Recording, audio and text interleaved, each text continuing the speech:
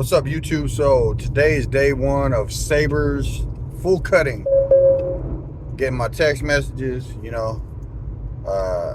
we're getting a whole day sabers, balding, trimming, lining up, beard line up, C cup work, the whole thing. I'm gonna video it. So we're gonna have one day in the books after today. So I'm gonna keep you posted. Stop. I'm reviewing the trimmer, dude.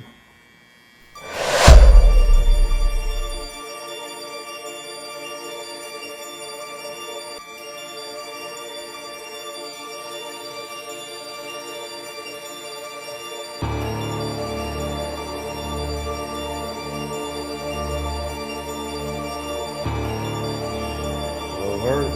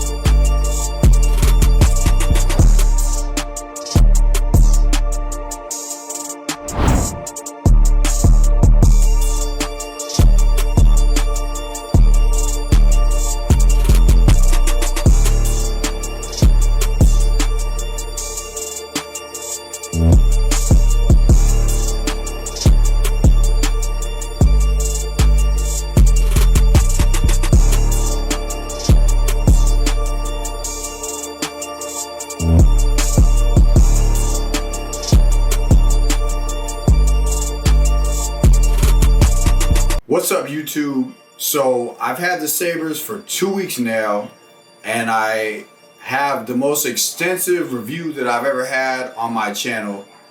Usually you're in a rush to put out a review because you got the product, you're trying to get views or whatnot. So I got this product way late. This is a late review, but it's a very thorough review because I had no pressure on this review. So first thing I want to say is, are they worth the hype?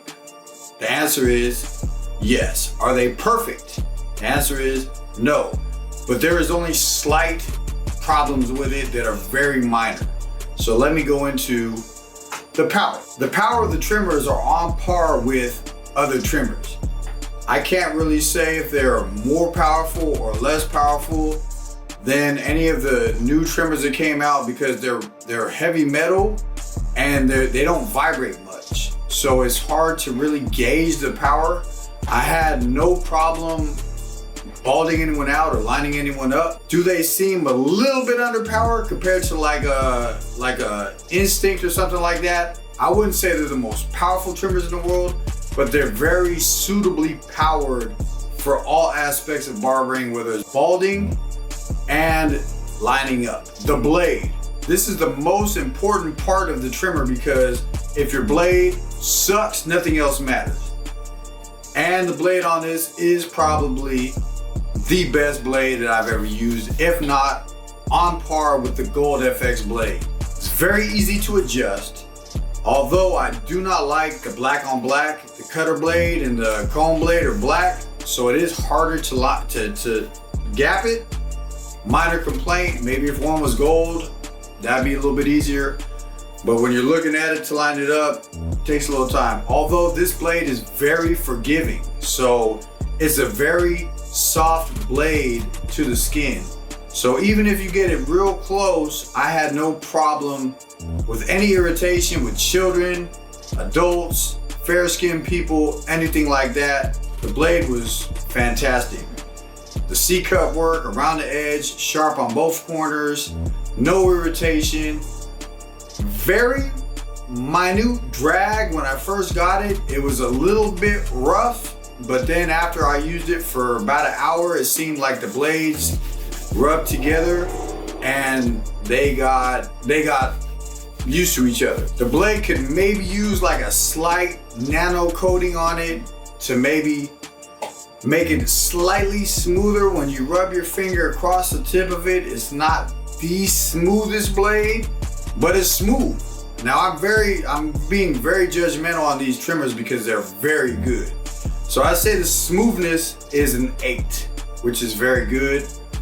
It's not the smoothest blade in the world, but it's very smooth. You can adjust the blade with a Phillips screwdriver, as opposed to the Gold FX, which uses the Allen key, which there's a lot less Allen keys out there than there is Phillips screwdrivers.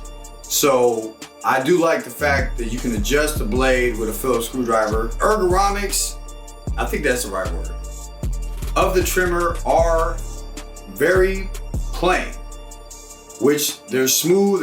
There's no contours in it. It's a very smooth, plain design.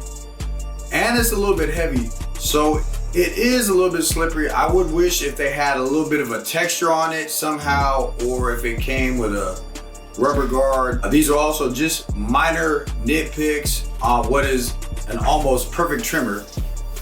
But turning them upside down to line up the top of the stash, they could be slippery. I could see that being a potential slip out of hand because they're pretty straight down the middle, they're smooth, and they're heavy.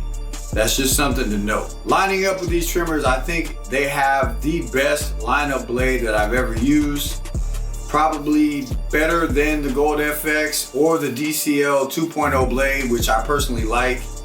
My Patty Cuts Edition Gold FX trimmers, those are super hitters. It's as good as those and maybe better. It's really, once you got hitters, it's really hard to say which one is better, but you cannot go wrong buying these for balding, lining up, or anything like that. The one thing that I hated about these trimmers is the fact that they have a micro USB connector. They have the regular connector on the bottom and they have a micro USB on the side. They come with a micro USB cable, but I can tell you that that is an old cable, an old technology. If they would have put a USB-C in there, it would have been so much better. You would have had potential power delivery, faster charging, and I can tell you that no one has a micro USB cable. They really skimped out to cut costs on that decision, and you know, they may be a new company, but it's unforgivable to be 2023 or 2022, if they drop late 22, to have a connector that has not been used in a cell phone for 7, 8, 9 years, and any peripheral. The last thing that I know used them was the PS4 controller. So you're not gonna have any of these laying around. My final verdict for these trimmers are, if you haven't bought them yet, go buy them. Even if you have a perfect pair of trimmers, these are perfect backups, or they would replace your trimmers that you have now. If you are just starting off in barber school, or you're cutting hair, these are the Gold FX. You're either way, you're good to go. I love them. I give them 2 thumbs up. 9 out of 10. The micro USB really aggravated me, but other than that, they're great. They line up perfect. They got good enough power. They're very quiet. The blade doesn't warm up, and the trimmers themselves, I never felt them get slightly warm, nor the blade. So the blade is running cool. The trimmers are running cool. That's my review. Thank you for waiting. It's been a minute, but I wanted to get this done right, and I appreciate everything. See you on the next one.